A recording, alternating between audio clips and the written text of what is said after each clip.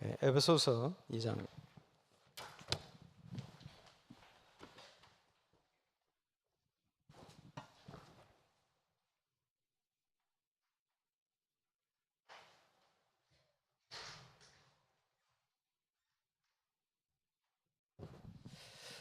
에베소 2장 1절로 10절입니다.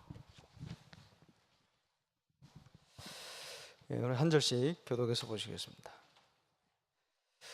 불신자의 상태와 구원에 관한 것을 가장 또 정확하고 분명하게 표현하고 있는 성경 본문이죠. 그는 허물과 죄로 죽었던 너희를 살리셨도다. 그때 너희는 그 가운데서 행하여 이 세상 풍조를 따르고 공중의 권세 잡은 자를 따랐으니 곧 지금 불순종의 아들들 가운데서 역사하는 영이라. 전에는 우리도 다 그 가운데서 우리 육체의 욕심을 따라 지내며 육체와 마음에 원하는 것을 하여 다른 이들과 같이 본질상 진노의 자녀이었더니 긍휼이 풍성하신 이미 우리를 사랑하신 그 큰 사랑을 허물로 죽은 우리를 그리스도와 함께 살리셨고 너희는 은혜로 구원을 받은 것이라. 또 함께 일으키사 그리스도 예수 안에서 함께 하늘에 앉히신 이는 그리스도 예수 안에서 우리에게 자비하심으로써 그 은혜의 지극히 풍성함을 오는 여러 세대에 나타내려 하심이라. 너희는 그 은혜에 의하여 믿음으로 말미암아 구원을 받았으니 이것은 너희에게서 난 것이 아니요 하나님의 선물이라. 행위에서 난 것이 아니니 이는 누구든지 자랑하지 못하게 함이라. 우리는 그가 만드신 바라 그리스도 예수 안에서 선한 일을 위하여 지으심을 받은 자.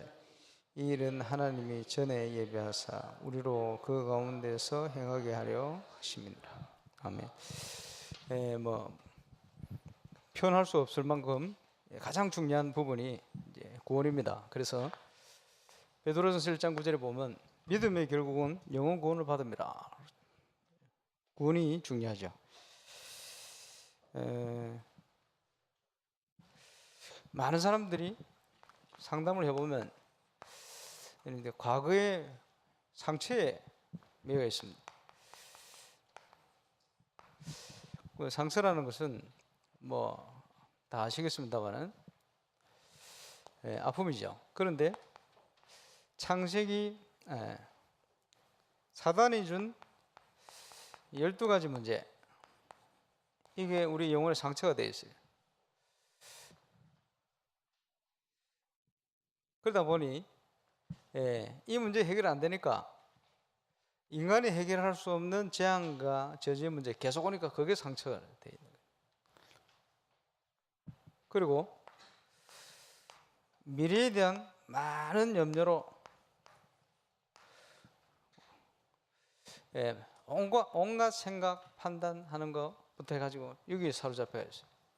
이러니까 오늘 현재는 행복한 오늘이 아니고 상처와 염려가 이게 복합돼 가지고 나타나는 불안한 오늘입니다. 이렇게 주로 살고 있습니다. 그러면 이 부분이 왜 그런가 하는 부분을 알지를 못하면 해결이 되지 않겠죠. 그러면 인간이 이런 문제에 과거, 현재, 미래 해결하지 못하는 이 부분을 가지고 지금 어떤 구체적인 상태로 놓여 있냐 하니까 스스로 해결할 수 없는 운명에 사로잡혀 있어요. 행복이 없으니까 계속 방황을 하는 겁니다. 돈이 있어도 없어도 성공해도 실패해도 그지? 어떨 땐 교회 다니는 데서 자꾸 방황 중입니다. 왜냐? 여기에 대한 답이 없기 때문에, 여기에 영향을 받고 있기 때문에 그렇겠죠. 이러니까 세상을 정복해야 되는데 그게 아니라 세상의 노예가 되어버렸어요. 경제, 돈의 노예가 되고 여러 가지 이런 과거, 미래, 불안, 여기에 이제 노예가 되는 거예요. 그러니까 자꾸 어디를 따라가느냐? 세상을 따라가는 거예요. 하나님 모르고 사는 거죠. 어떨 때는 구원받아 놓고도 구원받은 자의 불신자 상태 속에 이렇게 빠져 있습니다. 이러니까 계속 정신적으로 고통당하는 거예요. 착하게 살아도 안 되고 왜 안 되는지 모르는 거예요. 열심히 살아도 안 되고 자꾸 안 되는 겁니다. 재앙, 하나님의 진노 이걸 벗어날 수가 없어요. 신분이 그러니까.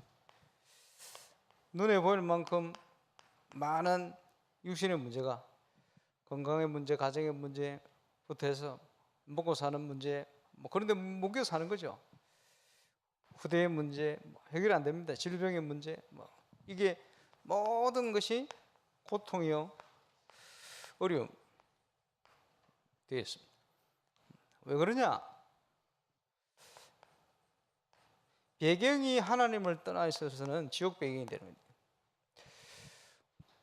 그래, 이 땅을 떠나는 날 지옥 가고 이 땅 사는 동안 지옥 배경을 가지고 산다. 그게 불신자의 모습이죠.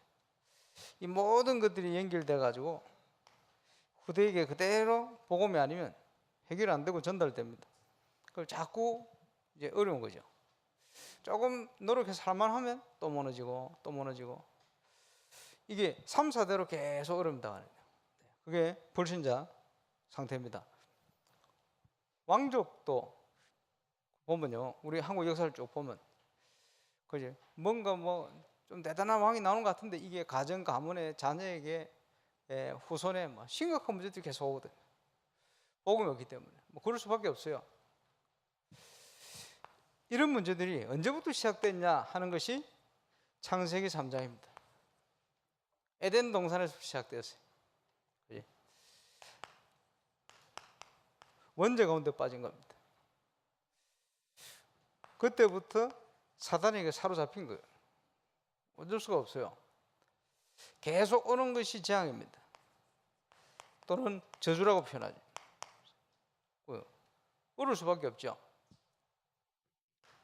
에덴 동산에서부터 시작된 문제가 이제는 네피림 문제로 사단의 영향 아래에 있게 돼요. 정치, 경제, 사회, 문화 모든 것이. 그러니까 세상이 어두운 가운데 캄캄한 속에 빠질 수밖에 없는 거예요. 이 배경입니다. 그리고 거짓 성공에 도취된 그게 창세기 11장 바벨탑 사건입니다. 옛날에 있었던 사건인데 옛날 사건이 아니고 지금 그렇습니다. 그래요. 하나님 없이 살 수 있느냐? 살라고 몸부림치는데 무너지는 거예요. 어떻게 할 수가 없어. 손을 쓸 수가 없어. 무너지는 거예요. 그래서 이 가운데 계속 어려움 당한 사람 살려야 되는데 모르는 겁니다. 모를 수밖에 없도록 만들어 놓은 것이 흑암의 문화입니다. 무속, 점술, 우상, 쉽게 얘기하면 이게 귀신 문화입니다. 그지? 어떤 거는 굉장히 수준이 있는 것처럼, 수준이 있는 것처럼 더 함정에 빠뜨립니다. 그지? 나를 찾아라. 내가 찾으니까 운명에 묶인 나요. 벗어나지를 못해. 또 사단은 이걸 이용해서 사람들을 움직입니다. 그게 뭡니까? 쉽게 얘기하면 신비주의 또는 귀신 들린 자. 그지? 이게요, 세계를 좌우해요. 또 그걸 체험하게 만들고 신접하게 만들고 그 여러 가지 문화를 통해 수준 따라 인간의 모습. 이러니까 깡글이 연결돼 가지고 그게 우리 영혼의 상처로 남아요. 우리 힘들죠. 어렵죠. 운명에 묶여 있으니까 불안할 수밖에 없지. 내 마음대로 되는 거 하나도 없지. 그렇겠죠. 미래에 대한 염려될 수밖에 없어요. 왜냐? 힘써도 노력해도 애써도 착하게 살아도 공을 안 되니까. 그죠? 불안할 수밖에 더 있습니까? 그게 불신자의 인생입니다. 그래서 이게 왜 올 수밖에 없습니까? 근본 문제 아닙니까? 모든 사람이 죄를 범하였음에 하나님의 영광에 이를 수 없다. 그런데 에베소서 2장 1절에 보니까 이 죄와 허물로 죽어버린 불신자 상태에 묶여버린 우리를 살리셔도다. 그래서 우리의 과거의 문제를 그리스도께서 오셔서 끝내버렸다. 뭡니까? 죄와 허물. 다르게 표현하자면 원죄와 자범죄 조상죄예요. 그지? 여기에 묶여가지고 인간이 해결할 수 없는 죄 문제, 사단의 것이 이렇게 묶여 죽을 수밖에 없는 우리를 이제는 거기서 건져내 살렸다. 우리의 모든 과거 문제를 하나님께서 그리스도를 십자가에 끝내버렸다. 에베소 2장 2절에 보면 그때에 죄와 허물로 죽어 있으니까 하나님 모를 수밖에 없죠. 어떻게 살아갑니까? 전에는 우리도 다 그 가운데 우리 육체의 욕심을 따라 지내며 육체와 마음에 원하는 것을 하나님을 모르고, 그죠? 이 영양 가운데 각인 뿌리 체질화된 대로 살아간 거예요. 그런데 그게 각인 뿌리 체질을 주는 영향을 누가 주느냐? 이 사단이에요.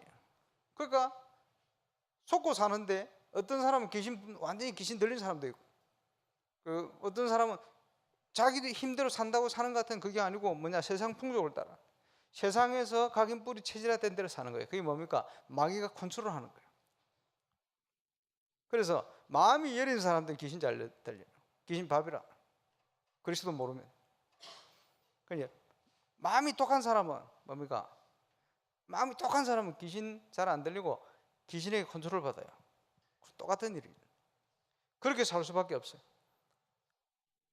우리가 그 가운데 행할 이 세상 풍속을 따라 공중의 권세 잡은 마귀를 쫓아 살았는데 우리도 모르게, 그지? 운명 가운데 거기서 우리를 건져내버렸다. 이제는 그리스도와 함께 하늘 보좌 우편에 앉히시니 미래까지도 보장. 우리의 모든 과거, 현재, 미래 이 문제를 해결한 것이 구원이고 복음입니다.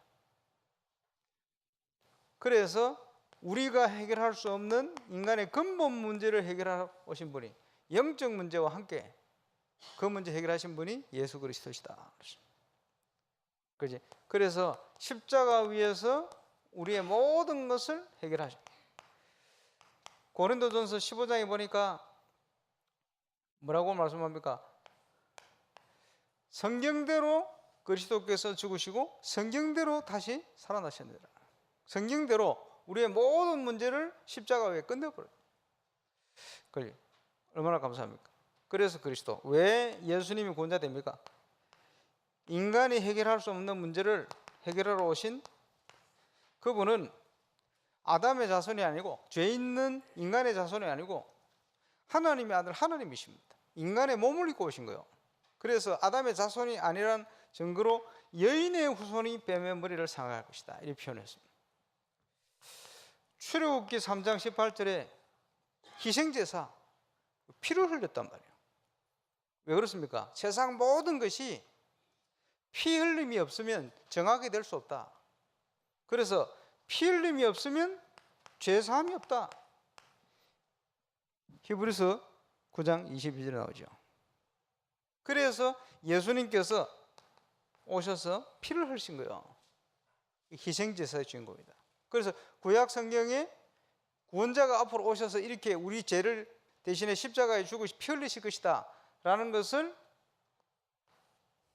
예언한 겁니다. 희생제사. 그 주인공이 바로 예수 그리스도시다.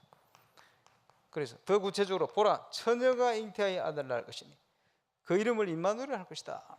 하나님이 다시 하나님 떠난 우리를 구원하셔서 우리와 함께 하시기 위해서 임마누엘로 함께 하신다. 그분이 오셨습니다. 주는 그리스도시요 살아계신 하나님의 아들이십니다. 그렇죠? 그래서 이 예수 그리스도를 영접하는 순간 죽었던 우리가 살아나는 거예요. 잃어버린 생명을, 영적인 생명을 회복하는 거예요. 그리고 그 하나님의 자녀가 된 증거로 하나님 자녀가 그 이름으로 기도하면 당장 응답받게 되어 있습니다. 그리고 신분이 바뀐 하나님의 자녀가 이 땅에서 성령의 인도를 받으면 완전 승리하게 되어 있습니다. 그 보증으로 약속으로 주신 언약이 하나님의 말씀입니다. 이게 성령의 역사로 깨달아져서 우리의 마음에 심기면 기적이 나는 거예요. 오늘 예배를 통해서 저와 여러분이요 우리에게 주신 축복을 확인하고 하나님의 말씀을 받는 날이 되어야 돼요. 무슨 일을 하든지 어떤 계획 속에 있든지 저와 여러분이 하나님 앞에 서면 하나님의 말씀을 주십니다. 그 주일은 예배 성공해야 될 날이에요. 어떻게 예배 성공합니까? 하나님이 주신 말씀을 내가 받는 날이에요. 내가 그지 멸망의 길에 있다가 하나님의 자녀가 되는 순간, 그지 그것을 회개했다 그럽니다. 회개. 그래, 회개. 어떤 사람은요 회개를 어떻게 하느냐? 어릴 때부터 뭐 넘어집에 뭐 서리 해 먹은 거, 뭐 옛날에는 그런 뭐 못된 사람이 있었는데 뭐 넘어지에 호박에 뭐 박은 거, 그지? 뭐 이런 거 있잖아요. 죄 지은 거 이런 게 막 필름처럼 막 돌아가지고 밤새도록 어릴 때부터 그 회개 다 했대. 예, 그게 회개입니까? 물론 그것도 회개다. 근본적인 회개는 그게 아닙니다. 회개의 원래 의미는 돌이킨다는 거예요. 멸망의 길을 가다가 하나님의 자녀로 하나님이 원하는 길로 돌이킨다는 거예요. 그게 회개입니다. 그러면 하나님께서 우리를 용서하시겠죠. 돌이키는 거예요. 그지? 그러면 우리가 어떻게 이걸 돌이킬 수 있습니까? 우리 스스로 안 되는데 그리스도께서 십자가에 다 끝내버렸다는 걸 믿고 이제 돌이키는 거예요. 그러면 우리를 하나님께서 어렵다 하시는 거예요. 징의하신다. 하나님의 백성이다. 어렵다고 징의하신다. 그게 구원입니다. 바뀌는 거예요. 그래서 근본적으로 구원은 주인을 바꾸는 겁니다. 뭐 싫어도 어쩔 수 없어요. 모든 불신자는 마귀 자녀입니다.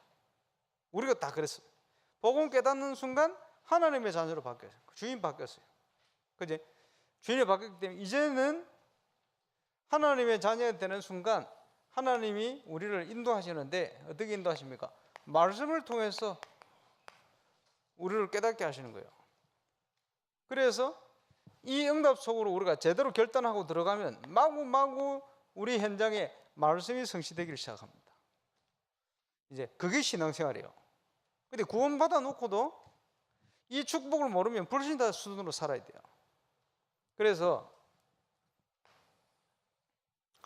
우리의 마음에 보좌가 있는데 의자가 있어요. 그렇지? 주로 내가 주인이라. 내가 주인인데 불신자는 뭡니까? 사단이 전체를 다 붙들고 있어요. 내가 주인인 것처럼 보이지만 사단이 주인이에요. 예수님은 그렇지? 마음 밖에 있는 거예요. 예수님을 구주로 영접하면 어떻게 됩니까? 예수님이 나의 주인이 되는 거예요. 구원받는 거예요. 그런데 구원받아 놓고도 이렇게 살면 불신자하고 구분이 안 돼요. 그렇지? 사단은 쫓겨나서 구원받았으니까. 근데 아직도 내가 주인이라. 그러면요, 똑같은 수준으로 살아요. 그지? 그래서 이거는 육체에 속한 사람이다. 구원받았는데 육에 속한 사람이다. 그지? 근본적으로 달라요. 구원, 불신자. 성령 충만은 뭡니까? 내가 내려오고 그리스도께서 주인 되는 거예요. 그래서 그 교훈을 주신 것이 요한복음 2장 1절로 11절이에요. 가나 혼인잔치에 예수님이 손님으로 왔어요.